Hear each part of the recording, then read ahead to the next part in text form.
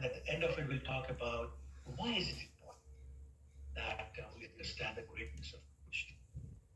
Okay, so the verse begins with a term called Amog Leela. And in the purport, Srila Prabhupada says that this word indicates that there's nothing lamentable in Krishna's creation. Well, what does lamentable mean? I said this is very interesting word. Why is Prabhupada saying lamentable? Well, lamentable basically means something got lacking. You're sorry about something, missing something. And so Prabhupada is saying this nothing lamentable, meaning there are no imperfections in Krishna. There are no holes, H-O-L-E, holes in Krishna because he's complete whole, W-H-O-L. A very wonderful verse in Ishopanishad, Om Purnamidam Purnamada Purnat Purnamudachyate. It says he's complete. And it says whatever comes out of him is also complete. And then after the complete coming out of the complete, what remains is also complete. And that's how complete he is. He's completely complete. And actually that same perfection, spotless nature of Lord Krishna is also described in Srimad Bhagavatam, Canto 12, chapter 13, text 18. Very, very famous verse. This Srimad Bhagavatam Puranam Amalam Yad Vaishmanam Priya. That this book, Bhagavatam, Srimad Bhagavatam, is Purna. This is complete. In other words, you don't need to go anywhere else to study. And it's Amalam. Amalam means spotless. There are no defects. Why? Because this is non-different from Krishna. And that is why it is Vaishnavanam Priya.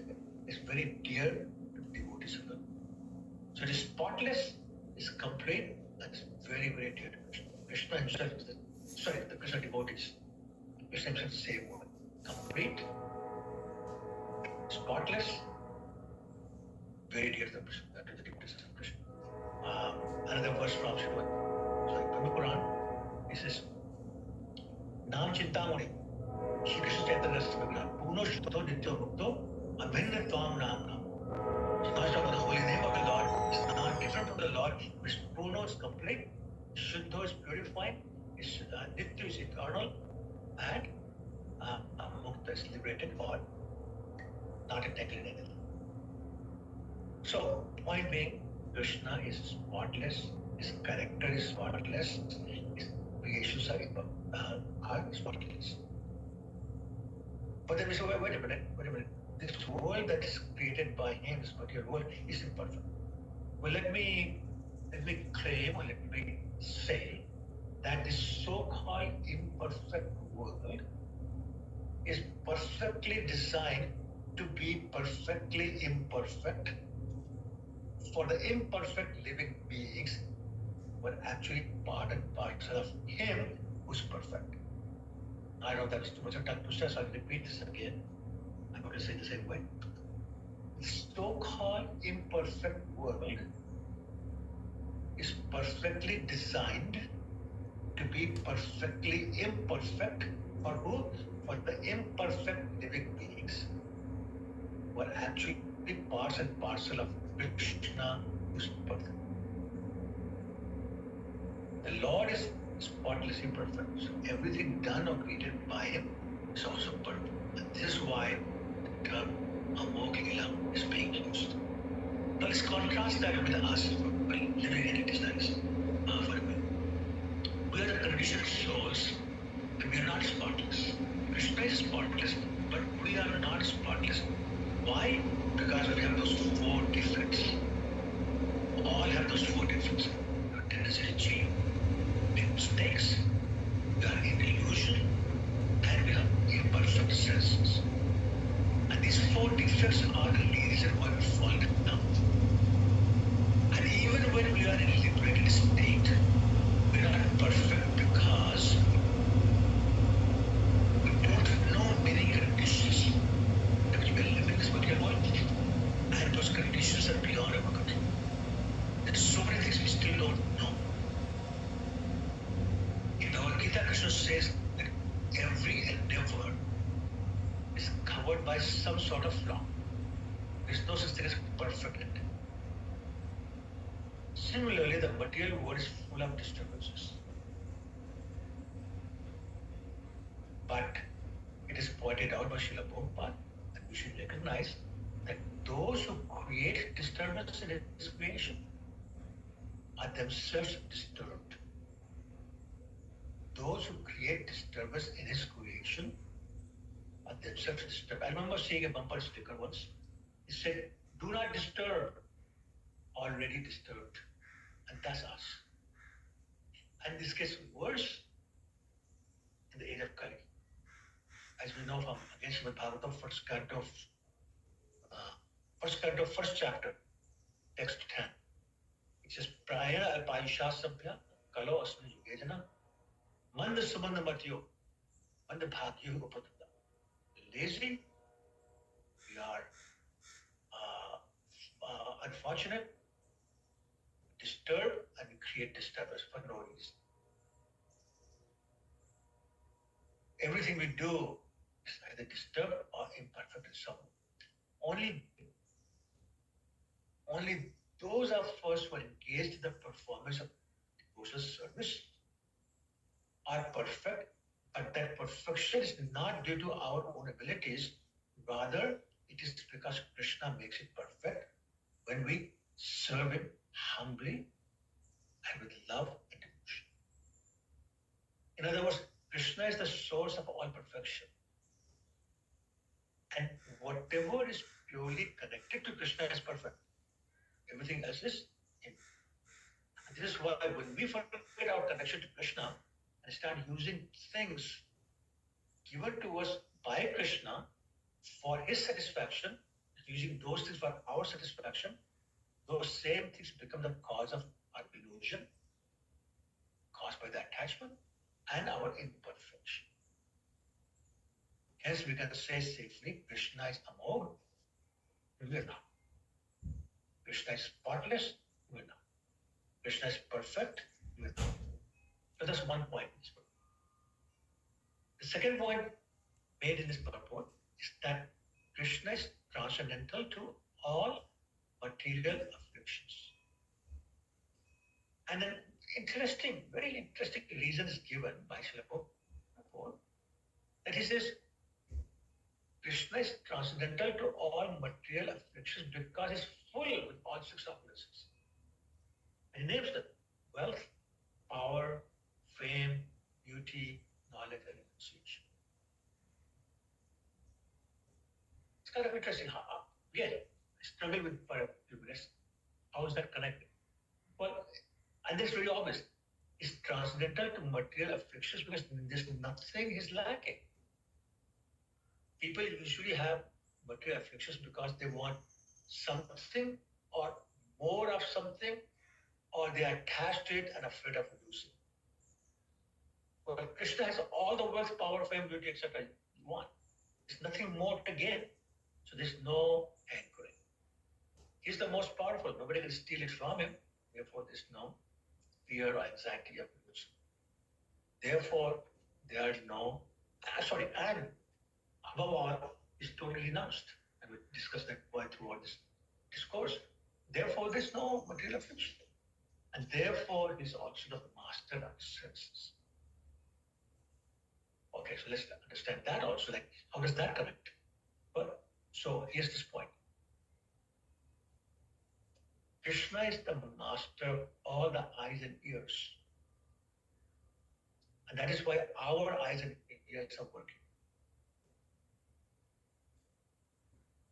Our choices are we use these senses for our enjoyment and remain what's called Godas, the servant of the senses, or we use our senses for the satisfaction of Krishna,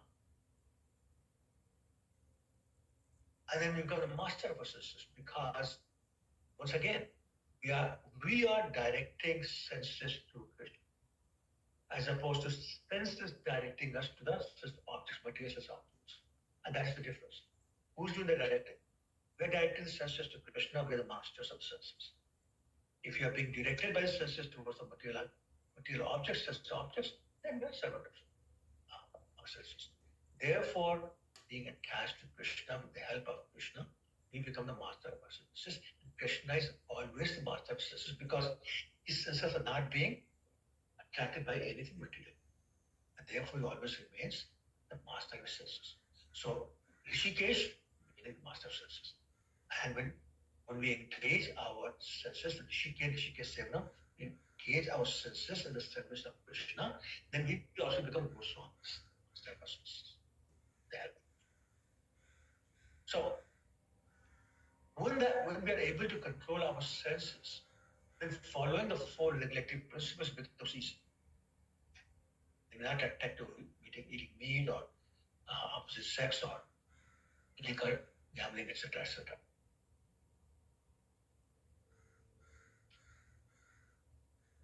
And that's important to know because we should understand that when we break the regulative principles, more than breaking the regulative principles, we are actually breaking ourselves. And let me explain that because that may not be clear what I'm talking about. So imagine yourself running towards an iron pole. And you can see the iron pole. It looks like the iron pole is running towards you. And he's shouting in the loudest voice you can generate. Saying, pole, move out of the way. Pole, move out of the way. You're wanting the pole like anything. Move out of the way. And the pole does not move. You hit your head against the pole. Now, what's going to break, the head or the pole? And that's the point I'm making. Break the regulative principles. It's not the regulative principles that break. We break against the regulative principles. And all sorts of bad things happen, as we all know. This is also known as the lighthouse principle. What is the lighthouse principle? There's a very famous story of which this name is given. And the story is that, and I'm sure you've heard this one, I'll be very, very brief. There was a ship traveling, it was very foggy, you couldn't see anything. And you know how difficult it is to navigate a ship in the middle of the ocean in foggy conditions. And the captain of the ship saw a light at the distance, and he assumed that there's another ship coming his way. Now, this was a big ship, the big captain, so he signaled to the other ship, turn away from, I'm coming because otherwise we'll have collision. Immediately got a signal back, no, you turn away because there's going to be an accident. Now, the captain was very offended. He says, I am the captain of so-and-so ship. I'm a first-class captain. I order you to turn away. And that signal came back again. I'm only a C-class employee. And I'm ordering you to turn away. Now the captain was really angry. He said, don't you understand who I am? Turn away. The signal came back. Don't you understand that I am a lighthouse? I cannot turn. You would turn away. And that is the lighthouse principle. In other words, if the captain insists on breaking the lighthouse, the ship will break, not the lighthouse. That's what we have to understand. Hiranyakashipu did not understand. He broke the regulatory principles. He broke the God's laws. And despite the fact he controlled all the demigods are working as helpers in his kitchen. And demigods like Indra provided rain as much as ordered by him. Sun God provided heat as much as ordered by him. Wind God drive things at the speed ordered by him, so on and so forth. But Hiranyakashipu, the controller of all the demigods, became disturbed and was broken by a small 5-year-old boy, his son Prahlad. Hiranyakashipu was disturbed because he was not full of six opulences. He was strong, but not the strongest. His jurisdiction was limited to the material world. And therefore, he got disturbed. But Krishna's control is everywhere because he owns everything. He's the proprietor of everything. Ishavas is the absolute. He's the proprietor of everything. His jurisdiction is everywhere. It just reminded me of another story, not a story, true story. Mataji in our Proto temple had been having a very, very rough life. All sorts of bad things were happening to her. She was a wonderful devotee, very sincere, worked very, very hard serving Krishna, still having such a heart. One evening she came to me crying and said, explained the whole thing to me and said, I am going to run away from Krishna. I've had enough. I looked at her and I said, Mataji, whenever you get to a place which is outside the jurisdiction of Krishna, please let me know because I'll join. She looked at me after about 10 seconds, smiled. She said, Prabhuji, I got your point. There is no place that is outside the jurisdiction of Krishna. So therefore, we have to understand that if we try to take the role of Krishna, we cause unnecessary disturbance in the society. And Kashyapa tried that. Ravan tried to enjoy Sita. They're all disturbed, all destroyed. We have to understand that demons cannot do any harm to the Lord. Even though sometimes it may appear like they're getting away with it. But that's like Krishna giving them a long rope, eventually hang themselves. Another example is given that when a cat is playing with a mouse, sometimes catches it, releases it. Mouse thinks he got away, starts to run, and the cat catches it again. The Lord is doing the same thing. Get away for a little while, eventually you're caught and you're punished. Third point made, this verse is the Lord remains aloof from this material world while the living entities get entangled. Why is that? Because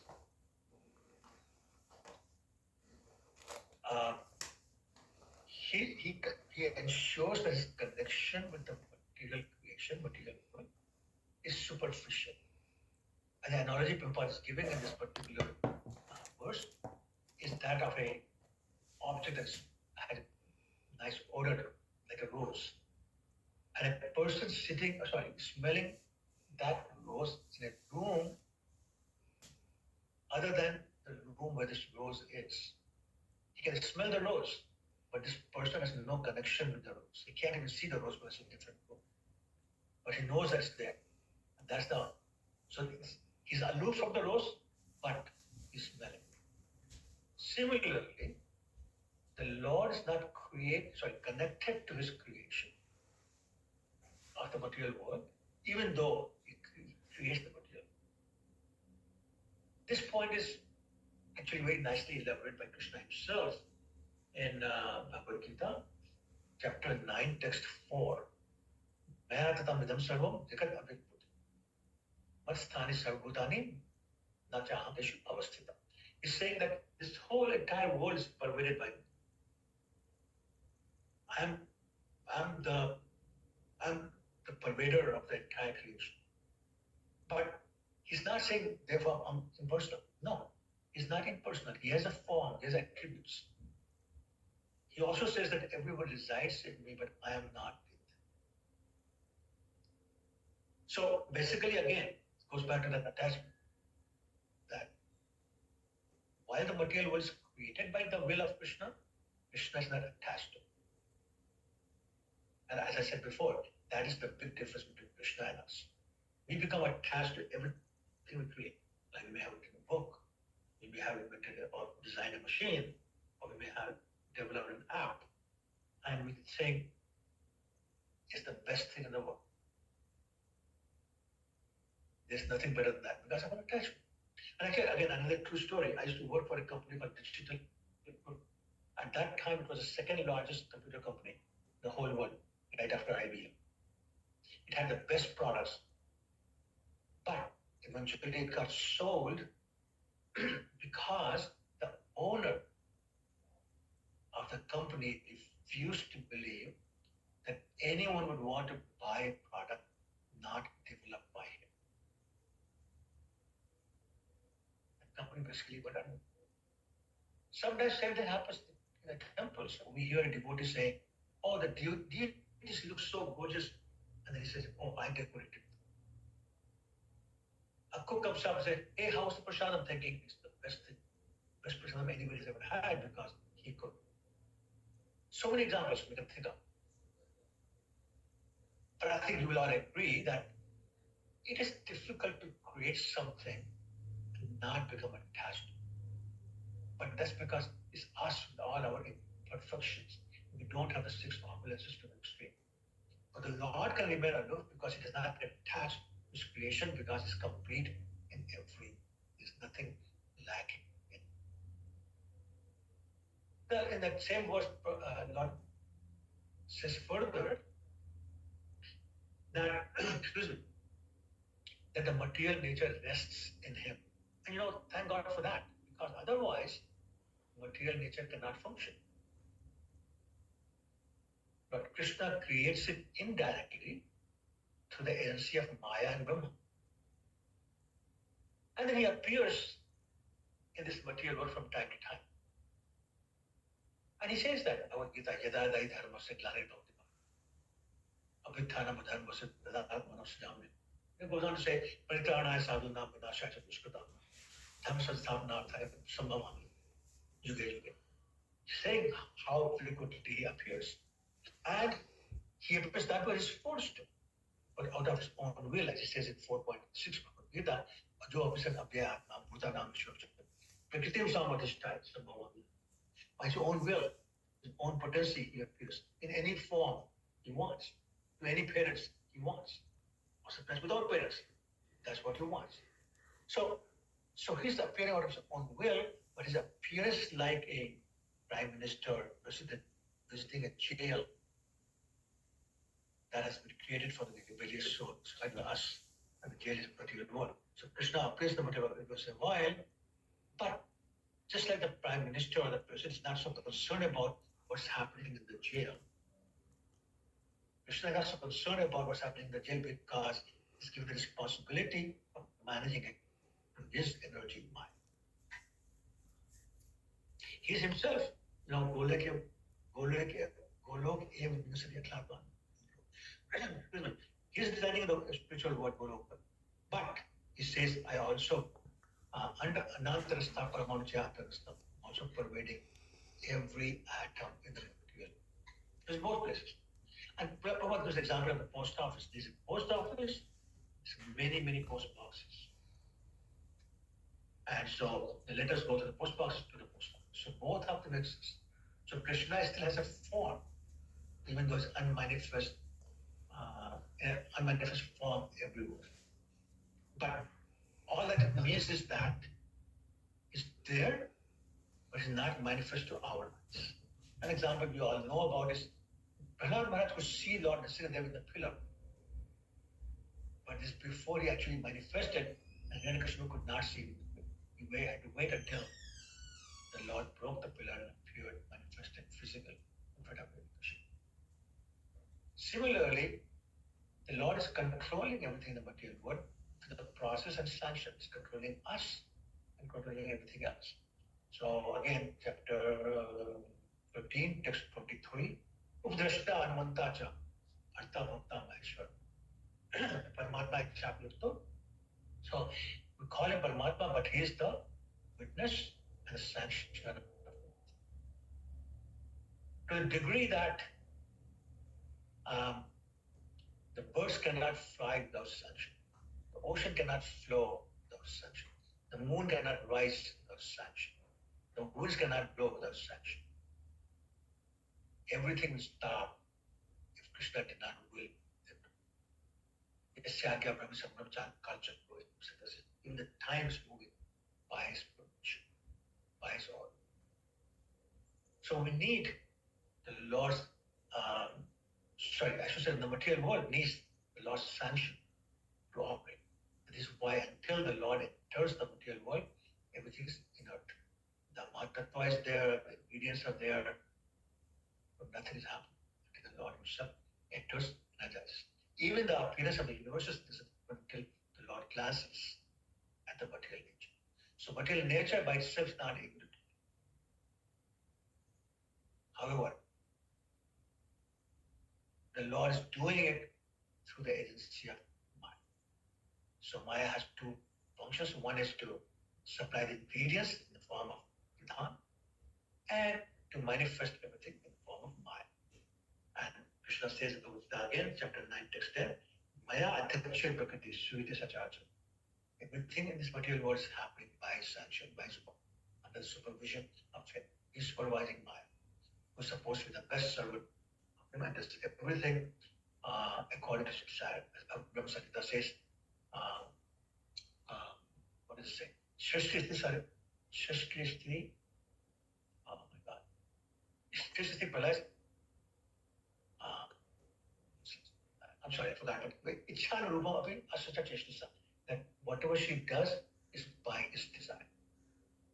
It's like the king sitting on a throne, and all the ministers and the people are coming to bring proposals to him, and he's approving or not approving. Whatever he approves is done by the ministers, not by him, or the ministers' teams or their employees. But they're all looking forward to the orders. Krishna gives the order, materialism does the simply by his. Shutashmata Upanishad says, Tatasya karyam karanam javidya. He doesn't have anything to do because everything is happening. Parasa Shakti Vidyasha. Everything is happening by the energies, his various energies. Material nature being one of them. So the point is that Krishna orders and material nature executes, but Krishna is not directly in. And same thing for us. We're like a puppet in Maya's hands. She's controlling us with the three ropes of the gunas, the modes of material nature. But we're always active. We're never not active. But our actions have been controlled by the three modes of material nature. The devotees, this was not devotees. Devotees have been controlled by the Yogamaya. Again, another potency of Krishna, but either way we are controlled. And either way, Krishna is not directly interfered, either with the material nature or the living entities. Living entities have the choice of performing sinful activities or pious activities, and that's really move in the cycle of repeated birth and death in the 8.4 billion species. However, their movement outside the material is restricted until they become human. 714 says, Devi Esha Gunamai, Maya. The Maya is very powerful, it does not come outside, it does not give the exit visa until and she's acting under the instructions of Krishna. You could say Maya is not free from Krishna, or the Krishna is free from Maya, or material nature. Material nature is not independent of Krishna, although Krishna is not directly. Okay, I'm running out of time, so I will quit.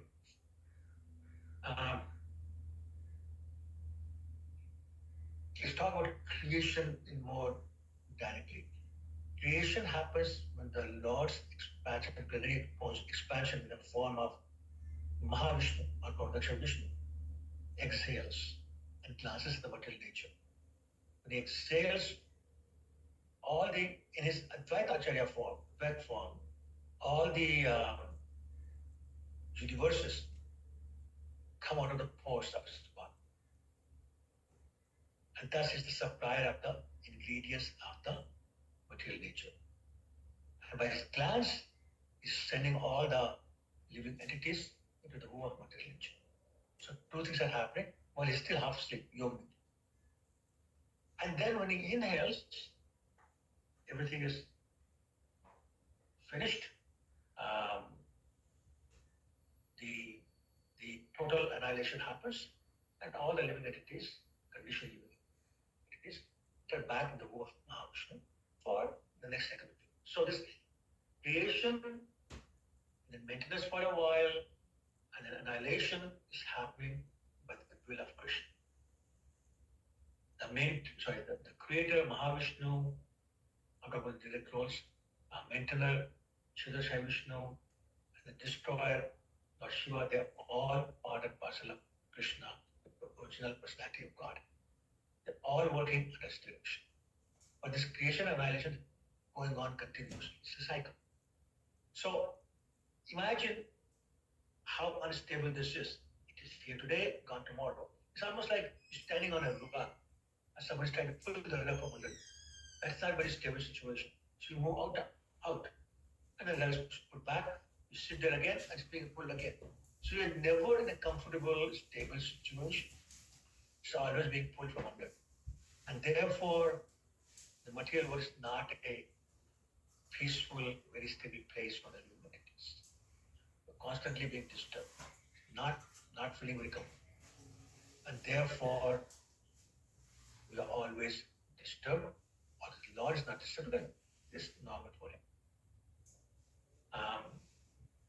So we can conclude the Lord is inconceivable, undefeatable or unconquerable, all pervading, and that is present in every atom. And if we can conclude that, we can have that faith that by having these qualities, is also the supreme controller, is also supreme joy, is the supreme proprietor, and is our best friend. That faith is very strong. You can become a good devotee. And these verses and these two cantos are telling us about the greatness of the Lord to enhance our faith, make our faith Krishna strong, that yes, we're in the right place, to serve the right person, the Supreme Lord, Lord of the Lords, and it is our role, it is our nature, inherent nature to serve. If we don't have that faith, if we don't serve him, we're no different from a two-legged animal who does not recognize or realize the Shakti. And that's the weakness of our heart today. We try to overcome that weakness through the process of chanting and devotional service. And try to see the Lord for that support, for the guidance, and for the enlightenment that we need, that will protect us from all the temptations of the material world by having this proper understanding of the Lord and his transcendental nature. Then we have some hope of actually getting out of this material world and go to where he lives.